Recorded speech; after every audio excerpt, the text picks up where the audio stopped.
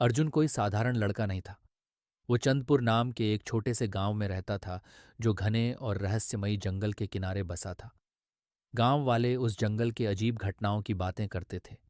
पेड़ जो फुसफुसाते थे, नदियां जो रंग बिरंगी चमकती थीं, और अजीब जानवर जिनकी आंखें अंधेरे में चमकती थीं। लेकिन सबसे खास थी एक कहानी। जंगल के गहरे हिस्से में एक जादुई खजाना छिपा हुआ था।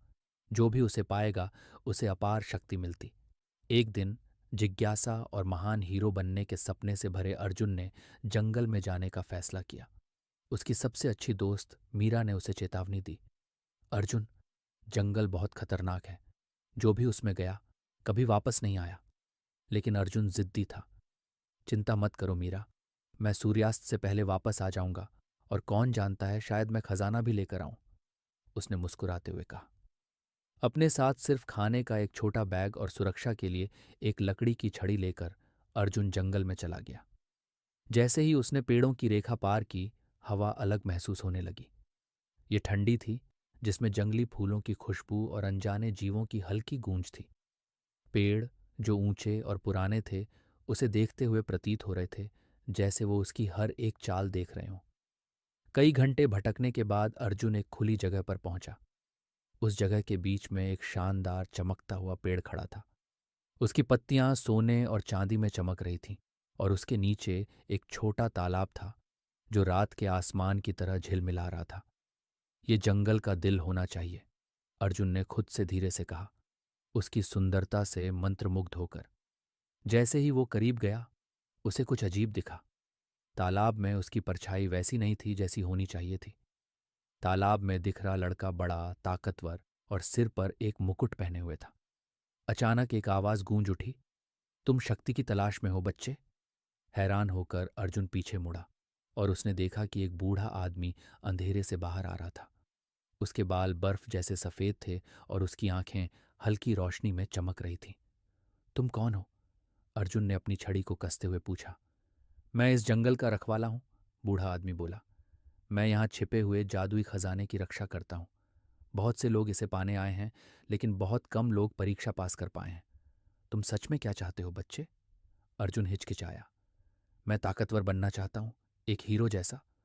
बूढ़ा आदमी मुस्कुराया, लेकिन उसकी आंखों में उदासी थी।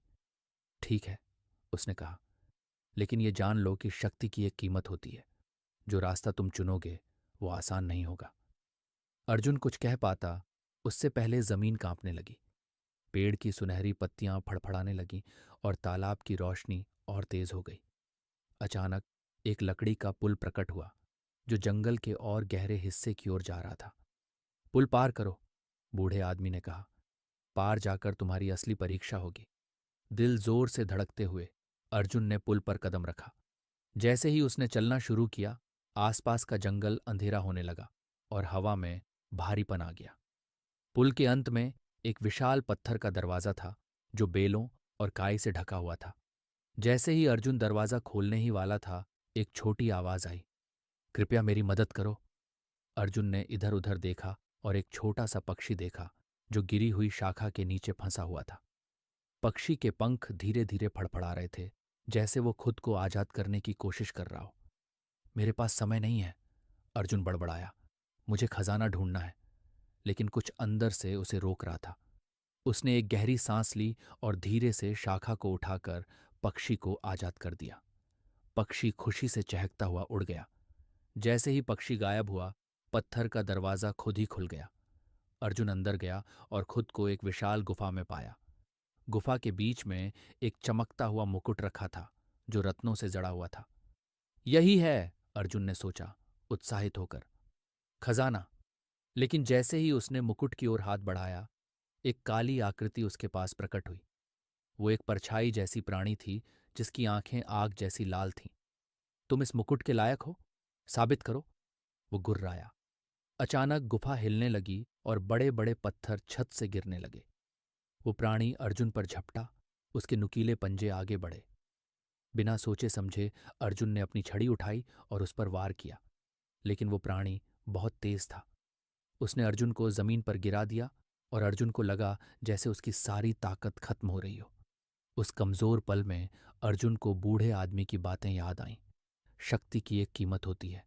जैसे ही वो प्राणी अंतिम हमला करने के लिए आगे बढ़ा, अर्जुन ने देखा कि वही छोटा पक्षी जिसे उसने बचाया था गुफा के ऊपर उड़ रहा था। उसके पंख हल्की रोशनी में चमक रहे थे। अर्जुन को तब एहसास हुआ कि असली ताकत केवल शारीरिक शक्ति या खजानों से नहीं आती। वो दिल से आती है, दया से आती है। अपनी बची हुई ताकत को जुटाते हुए उसने धीरे से कहा, मुझे ताकत की जरूरत नहीं है ताकतवर बनने के लिए। उसके शब्दों के साथ ही गुफा में तेज रोशनी फैल गई। परछाई वाली प्राणी ने जोर से चीख मारी और हवा में गायब हो गया। मुकुट भी धूल में बदल गया और चारों ओर सन्नाटा छा गया। जैसे ही अर्जुन खड़ा हुआ, बूढ़ा आदमी फिर से प्रकट हुआ। तुमने परीक्षा पास कर ली है, उसने मुस्कुराते हुए कहा। तुमने लालच पर दया को चुना, शक्ति पर करुणा को। यही जंगल का असली खजाना है। अपने हाथ की एक झपकी में बूढ़े आदमी ने जंगल का रास्ता फिर से दिखा दिया। जाओ छोटे हीरो, और याद रखो, असली ताकत वो नहीं है जो तुम ले सकते हो, बल्कि वो है जो तुम दे सकते हो। अर्जुन ने सिर हिलाया। अब वो पहले से ज्यादा समझदार महसूस कर रहा था। जब वो जंगल से बाहर निकला और अपने गांव वापस गया, उसे महसूस हुआ कि असली खजाना न मुकुट था और न ही शक्ति, बल्कि वो ज्ञान था कि असली ताकत हमारे अंदर से आती है। अर्जुन की यात्रा हमें सिखाती है कि असली ताकत न तो शक्ति में होती है और न ही धन में, बल्कि दया और विनम्रता में होती है। जीवन में हमारे द्वारा किए गए चुनाव ही हमें परिभाषित करते हैं, और सबसे बड़ी जीत दूसरों की मदद करने में होती है, न कि केवल खुद के लिए कुछ हासिल करने में।